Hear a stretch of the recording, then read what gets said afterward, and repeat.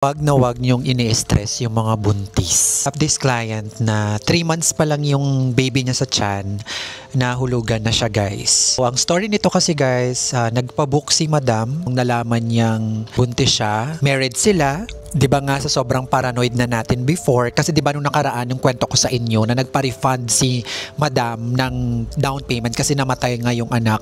Yun pala, hindi naman pala totoo na namatay. Si sir pala yung kausap ko na nagpapa-refund. Nalulong pala yun sa bisyo day. Nalulong pala siya sa sugal. O 'di ba? Kaya ngayon na situation na ganito, talagang inimpose na natin yung ating contract. So just in case man nawala si baby, just show us a medical certificate. So yun si madam, nagbigay siya ng medical certificate, patunay na naulugan nga siya, and with all those supporting documents, yun, na-refund ulit natin. So again, sa mga ganitong situation guys, no, pag mga ganyang unsuccessful yung baby, talagang nire-refund natin siya. Kasi baka mamaya, pag hindi natin na-refund, tayo ang dalawin ni baby. Gusto nyo yun? So dito sa Baby Talk series natin guys, ikukwento ko sa inyo kung paano siya nangyari. So nagpakwento ako kay madam kung ano ba ang nangyari, kung bakit nalaglagan, or may condition ba si madam, or may PCOS ba siya or something. Ano ba siya, stress ba siya, or ano ba yung mga activities niya lately. Diba, doktor-doktoran lang. So wala lang, basta lang makausap ko lang talaga si madam na malabas niya yung sama na niya ng loob. So after ko ma-process yung down payment, after ko ma-process yung refund ng down payment, nagkwento na si madam.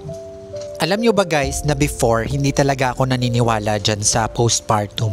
Hindi talaga yung mga nag-iinarte. Akala ko arte-arte lang yan ng mga parents. Akala ko arte-arte lang yan ng mga magulang.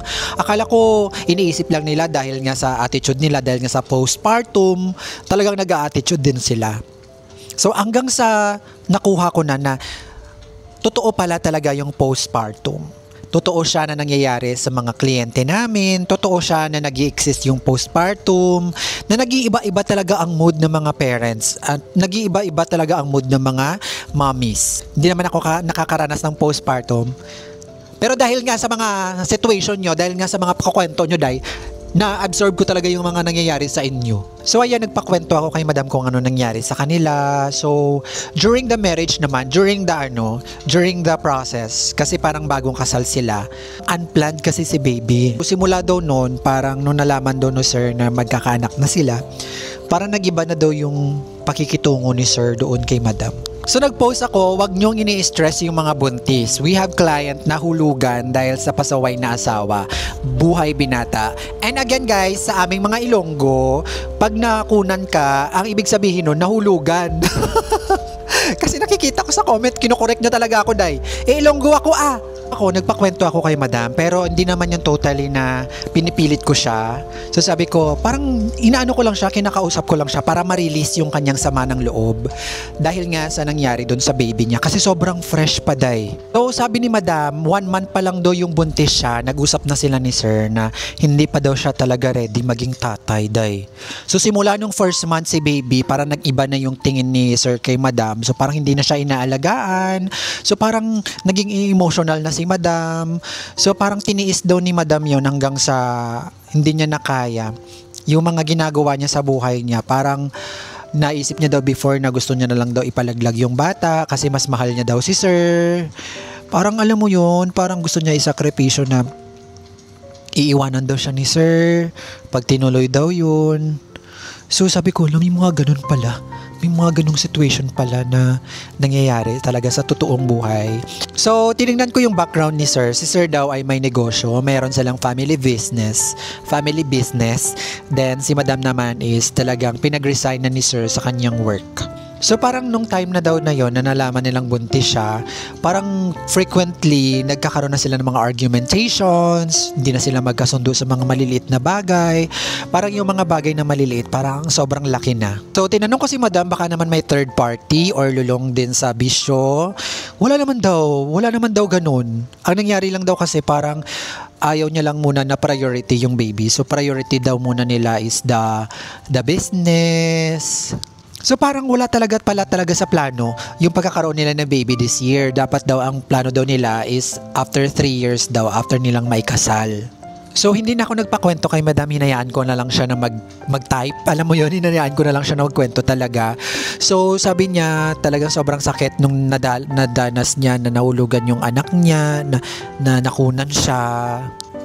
Sabi nga ni doctor, sabi nga doon sa certificate niya, yung reason kung bakit nahulugan, it's yung may bleeding sa tiyan. Yung may bleeding. So yun nga, hindi ko na binasa yung certificate dahil. So talagang sobrang nakakalungkot lang na nangyari kay madam na nakunan siya. Kaya talaga, pag buntis pala talaga guys, bawal kang nai-stress. Bawal ka nang mag-isip ng kung ano-ano. Bawal kang mag-activity na bawal talaga pag buntis. Kasi ito si madam, ang ginawa niya kasi dahil nasa sobrang hindi niya alam kung sinong kakapitan, hindi niya alam kung sinong kakausap. Ang ginawa niya, parang buhay dalaga din siya. Kasi 'di ba pag 3 months, hindi pa masyadong hindi pa masyadong kita. So parang hindi pa, at alam nyo ba na walang nakakaalam sa pamilya nila na buntis siya. So parang ang ginawa nila, sikreto lang na hindi niya daw in-announce yun, hindi niya daw yun in-announce, hindi niya daw yun, kahit sino daw wala daw siya pinagsabihan. Kaya yung mga anak nyo, bantay-bantayan nyo day. Baka siya na yan. Tinutukoy ko. So, bata pa sila ni Sir. Si Madam is 28. Si Sir is 29. So, 1 year apart lang naman sila. So parang paggabi daw, hindi daw umuwi si Sir, madaling araw na umuwi, galing bar, lasing. So yung buntis, syempre, kailangan niyang antayin. So hindi siya din, pati buntis, hindi rin siya makakatulog dahil. So sobrang stress niya, 'di ba? Wala pang tulog, ganyan pagdating ng asawa, mag-aaway sila. 'Di ba? Wala nag-aasikaso sa kanya. Alam nyo naman yan mga mamis na may mga personal items o mga personal problems din tayo na talaga namang minsan hindi na natin kinakayang i-handle, pero alam mo yun, kinikip na lang natin sa sarili natin na kaya mo to.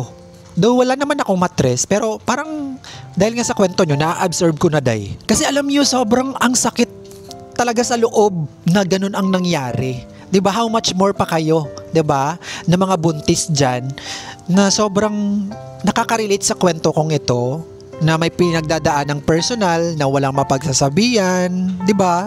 Ano nangyari sa kanila, walang liability. So parang wala lang, parang sa panahon ngayon dai, ang daming mga buhay binata kahit may mga anak na, kahit may mga asawa na, no? Yung alam mo yun? Kasi parang almost pag dumarating dito, sila madam lang, hindi kasama yung mga husband, hindi supportive.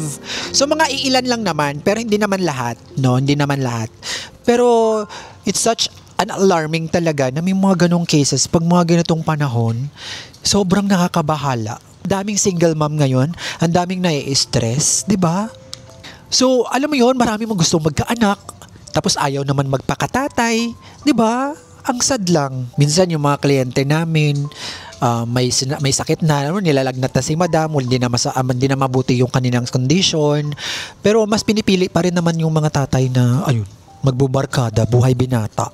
So sa mga parents, no, sobrang ang dami talaga nakaka-relate dito. Kasi nga, minsan, di ba, pag nagbubuntis ka, hindi ko lang alam kung tama, no? Minsan, pag halimbawa, pagbuntis ka, yung mababa yung baby, alam mo yon, hindi ko alam kung basta minsan, pinapa-bed rest para hindi mahulugan. Isa din yun sa mga paraan para ma-preserve or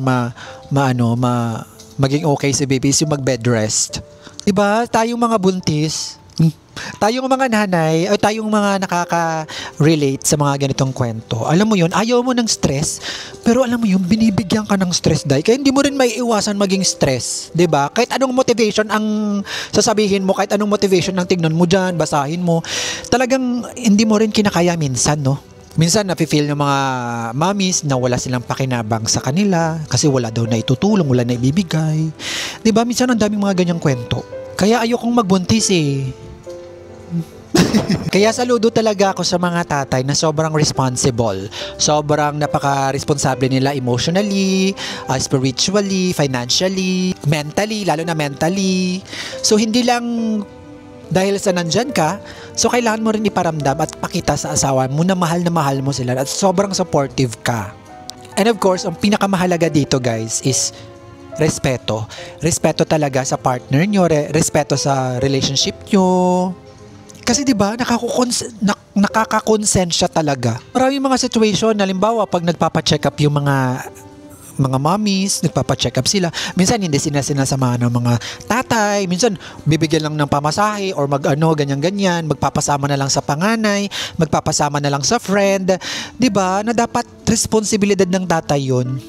Ay, nako, stress at pagod talaga ang kalaban. So, sa mga mommies dyan na nakakaranas ng same situation, na sobrang hindi ko naman sinasabi na huwag kayong mapapaka-stress, pero tatagan nyo ang sarili ninyo dahil para ito sa mga anak ninyo, 'di ba? So, nakakaawa lang or talagang ito yung platform na to guys, kaya hindi na ako masyado nagvo-voice over. Gusto ko ganito lang yung interaction natin, na gusto ko yung mga situation, gusto kong malaman yung real story behind those photoshoot, no? Kasi makikita nyo ang ganda ng mga photoshoot, pero mas maganda kunin yung mga kwento nila na nakaka-relate yung bawat isa.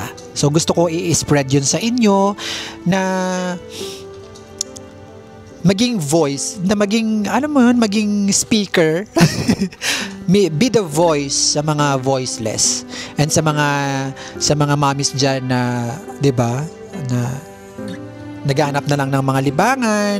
So tayo, I want to use this platform to inform everyone na may mga ganong reality na nangyayari. Our purpose here is to spread awareness and to spread the story na kung mayroon kayong nakuha dito, edi kunin nyo, pero pag wala naman kayong nakuha, labas na lang sa kabilang tenga day.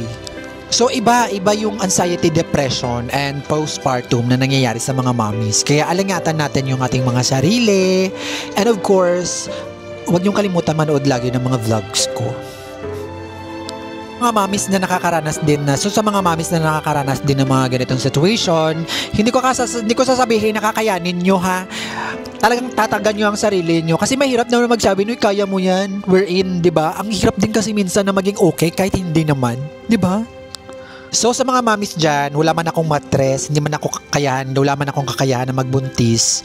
Pero yung simpatya ko sa inyo is, pero ako, I feel you guys. I know, kasi everyday na lang na ganito yung story na absorb ko. So maraming salamat din sa pag-share ng story. So sanay kayo na nakwento ko yung mga session natin, yung mga newborn session. Ngayon this time naman, gusto ko sa Baby Talk series natin, kayo naman ang bida. So yun lang for today's video. Mag-ingat. Stay healthy.